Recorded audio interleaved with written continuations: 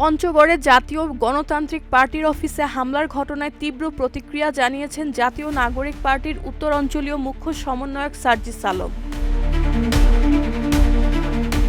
17 April রাত 9টার দিকে সামাজিক যোগাযোগ মাধ্যম ফেসবুকে দেওয়া এক পোস্টে তিনি অভিযোগ করেন, জেলা বিএনপির নেতাকর্মীরা পঞ্চগড় জেলা জাকপা কার্যালয়ে হামলা চালিয়ে ভাঙচুর ও তাণ্ডব চালিয়েছে।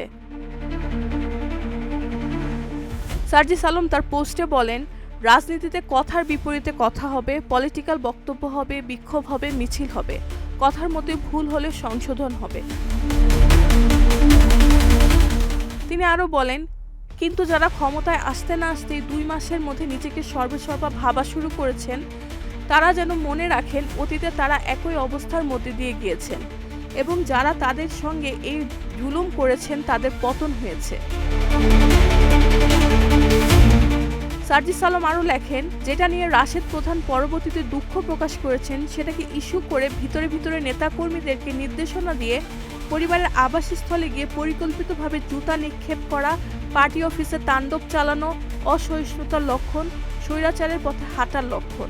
এমন আচরণের জন্য ধিক্কার জানিয়ে রাখলাম। রেহানা বেগম, প্রজন্ম 24।